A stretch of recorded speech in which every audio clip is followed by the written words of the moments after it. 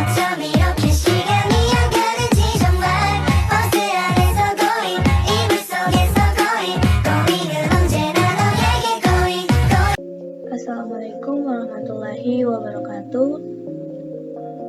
Perkenalkan, saya Helwati Lamada dengan NIM 151421026. Saya dari kelas 5A Program Studi S1 Pendidikan Guru Sekolah Dasar. Video pembelajaran ini saya buat untuk memenuhi tugas mata kuliah Media dan Sumber Belajar yang diampu oleh Bapak Dr. Rustam I. Husain, MPD. Nah, pada video ini saya akan menjelaskan mengenal media pembelajaran di SD. Media merupakan bagian yang tidak terpisahkan dalam teknologi pembelajaran. Dalam menerapkan teknologi pembelajaran, guru harus menggunakan media agar dapat menyampaikan pesan berupa konsep atau konten pembelajaran sehingga siswa dapat menerima dengan baik. Teknologi pembelajaran tidak akan bisa mencapai tujuan pembelajaran dengan baik tanpa adanya media yang dipilih dan digunakan. Media pembelajaran tidak terbatas pada apa yang digunakan pengajar di dalam kelas, tetapi pada prinsipnya meliputi segala sesuatu yang ada di lingkungan peserta didik di mana mereka berinteraksi dan membantu proses belajar mengajar. Menurut pendapat dari Sagala tahun 2005 halaman 163 menambahkan, dengan mengenal media pengajaran dan memahami cara-cara menggunakannya akan sangat membantu tugas para guru dalam meningkatkan efektivitas proses pembelajaran. Perkembangan media pembelajaran dalam ruang kelas memiliki sejarah yang perlu untuk diketahui oleh pembaca.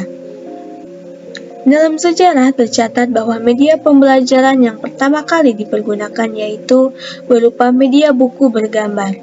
Media tersebut disusun oleh Johann Amos Comenius dan mulai disebarluaskan pada tahun 1658.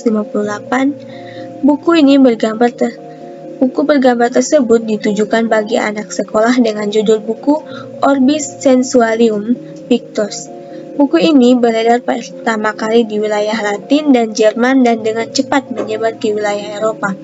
Melalui buku tersebut, para guru menyadari bahwa dalam pembelajaran dibutuhkan suatu alat yang bisa membantu guru menyampaikan informasi ke siswa.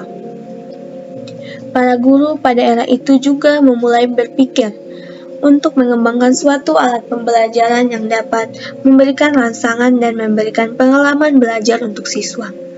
Alat pembelajaran yang dirancang juga perlu memperhatikan agar dapat dimanfaatkan sebagai sumber informasi yang dapat diakses melalui indera terutama indera penglihatan dan pendengaran. Melalui buku bergambar tersebut, media pembelajaran yang mengutamakan tampilan gambar dan teks mulai dikembangkan dan diterapkan di ruang kelas. Dalam hal ini, sejumlahnya dikenal istilah media pembelajaran visual yang merupakan istilah yang menunjukkan bahwa media pembelajaran fokus pada tampilan gambar dan teks yang statis dan menggunakan indera penglihatan dalam pemanfaatannya. Bentuk visual pada media pembelajaran dapat memberikan gambar informasi yang ingin disampaikan. Melalui bentuk visual ini, siswa dapat dirangsang untuk menggunakan imajinasinya dalam memvisualisasikan objek belajar di dalam pikirannya. Selain itu, gambarannya informasi yang diberikan menjadi lebih nyata dibandingkan ketika disampaikan dalam bentuk teks saja.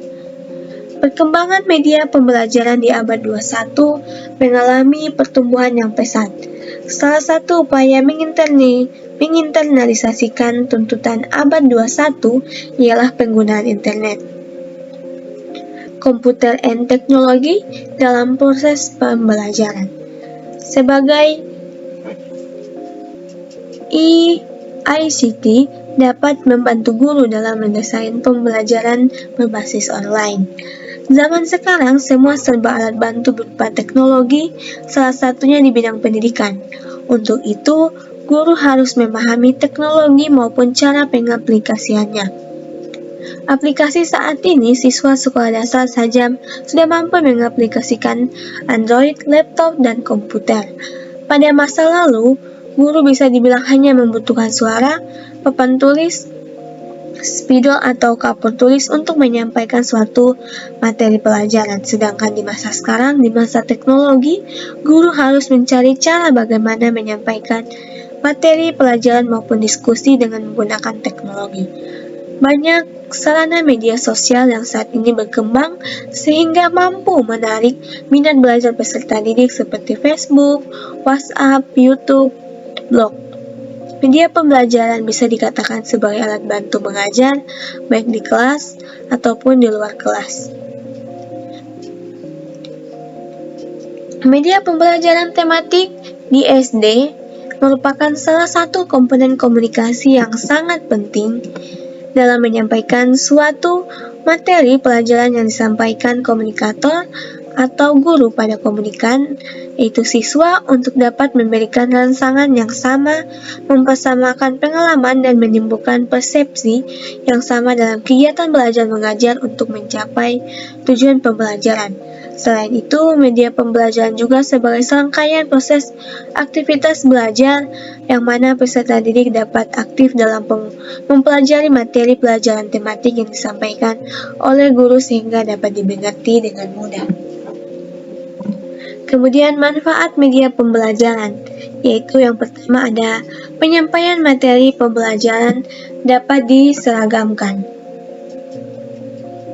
Dengan bantuan media pembelajaran, penafsiran yang berbeda antar guru dapat dihindari dan dapat mengurangi terjadinya kesenjangan informasi di antara siswa dimanapun berada.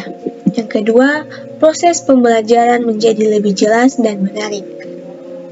Media dapat menampilkan informasi melalui suara, gambar, gerakan, dan warna baik secara alami maupun manipulasi sehingga membantu guru untuk menciptakan suasana belajar menjadi lebih hidup, tidak monoton, dan tidak membosankan. Yang ketiga, proses pembelajaran menjadi lebih interaktif. Dengan media akan terjadi komunikasi dua arah secara aktif, sedangkan tanpa media guru cenderung bicara satu arah. Keempat, efisiensi dalam waktu dan tenaga. Dengan media tujuan belajar akan lebih mudah tercapai secara maksimal dengan waktu dan tenaga seminimal mungkin. Guru tidak harus menjelaskan materi ajaran secara berulang-ulang, sebab dengan sekali saja menggunakan media, siswa akan lebih mudah memahami pelajaran. Kelima, meningkatkan kualitas hasil belajar siswa. Media pembelajaran dapat membantu siswa menyerap materi lebih mendalam dan utuh. Bila dengan mendengar informasi verbal dari guru saja, siswa kurang memahami pelajaran, tetapi jika diperkaya dengan kegiatan melihat, menyentuh, merasakan, dan mengalami sendiri melalui media, pemahaman siswa akan lebih baik. Selanjutnya, media memungkinkan proses belajar dapat dilakukan di mana saja dan kapan saja. Media pembelajaran dapat dirangsang sedemikian rupa sehingga siswa dapat melakukan kegiatan belajar dengan lebih leluasa dimanapun dan kapanpun tanpa tergantung seorang guru. Selanjutnya, media dapat menumbuhkan sikap positif terhadap materi dan proses belajar. Proses pembelajaran menjadi lebih menarik sehingga mendorong siswa untuk mencintai ilmu pengetahuan dan gemar mencari sendiri sumber-sumber ilmu pengetahuan. Selanjutnya, mengubah peran guru ke arah yang lebih positif dan produktif. Guru dapat berbagi peran dengan media sehingga banyak memiliki waktu untuk memberi perhatian pada aspek-aspek edukatif lainnya seperti membantu kesulitan belajar, pembentukan kepribadian, memotivasi belajar, dan lain-lainnya. Selanjutnya, ada contoh media pembelajaran di SD. Ada buku teks, yaitu buku-buku pelajaran yang paling umum digunakan di SD. Mereka berisi informasi dan materi pembelajaran yang struktural. Selanjutnya, proyektor yang dapat digunakan untuk menampilkan gambar, grafik, atau teks di layar, membantu siswa memahami konsep lebih baik. Selanjutnya ada papan tulis, yaitu papan tulis tradisional yang tetap penting di kelas. Guru dapat menggunakan papan tulis untuk menjelaskan konsep dan menulis tugas. Selanjutnya media audio, yaitu perekam suara atau perangkat pemutar audio dapat digunakan untuk mendengarkan cerita, lagu, atau rekaman yang mendukung pembelajaran. Kelima, komputer dan perangkat lunak pendidikan. Komputer dan perangkat lunak pendidikan dapat membantu siswa memahami konsep matematika, membaca, dan bahasa. Selanjutnya media visual, yaitu poster, gambar, atau kartu bergambar yang dapat digunakan untuk mengilustrasikan konsep atau topik tertentu. Selanjutnya media interaktif, permainan, pendidikan, dan aplikasi edukasi yang interaktif dapat membantu siswa belajar dengan cara menyenangkan. Selanjutnya ada peran guru.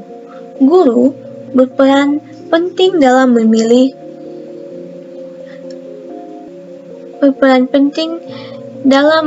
dan mengintegrasikan media pembelajaran ke dalam pembelajaran di kelas. Mereka harus memastikan media yang dipilih sesuai dengan kurikulum dan tujuan pembelajaran. Kedua, penggunaan media pembelajaran yang efektif. Penggunaan media pembelajaran yang efektif memerlukan perencanaan yang baik. Guru perlu mengidentifikasi kapan dan bagaimana penggunaan media tersebut untuk mencapai hasil pembelajaran yang diinginkan. Ketiga, integrasi teknologi. Dalam era digital, integrasi teknologi dalam media pembelajaran semakin umum. Komputer, perangkat tablet, dan aplikasi edukasi dapat menjadi alat yang berguna dalam proses pembelajaran di SD. Keempat, penilaian dan evaluasi. Setelah menggunakan media pembelajaran, guru juga perlu melakukan penilaian untuk memastikan siswa telah memahami materi atau belum. Evaluasi dapat dilakukan melalui ujian, proyek, atau tugas terkait. Peranan media yang semakin meningkat sering menimbulkan kekhawatiran pada guru. Namun sebenarnya hal itu tidak perlu terjadi. Masih banyak tugas guru yang lain seperti memberikan perhatian dan bimbingan secara individual kepada siswa yang selama ini kurang mendapat perhatian. Kondisi ini akan terus terjadi selama guru menganggap dirinya merupakan sumber belajar satu-satunya bagi siswa, sehingga guru memanfaatkan berbagai media pembelajaran secara baik. Guru dapat berbagi peran dengan media. Peran guru akan lebih mengarah sebagai manajer pembelajaran dan bertanggung jawab menciptakan kondisi sedemikian rupa agar siswa dapat belajar. Oleh karena itu, kriteria pemilihan media yang efektif dan efisien serta menyenangkan tentu menjadi dambaan dan kebutuhan untuk pembelajaran. Untuk mendapatkan media tersebut diperlukannya beberapa prinsip yang perlu diperhatikan, di antaranya dalam pemilihan media sehingga dapat digunakan dalam semua situasi, semua karakteristik siswa, dan semua mata pelajaran. Namun, media sifatnya kondisional dan kontekstual. Sesuai serta media pembelajaran dapat mengatasi keterbatasan pengalaman yang dimiliki para siswa yang disajikan dapat melampaui batasan ruang kelas. Mungkin itu saja yang dapat saya sampaikan. Lebih dan kurangnya mohon maaf. Wabillahi taufiq wal hidayah. Wassalamualaikum warahmatullahi wabarakatuh.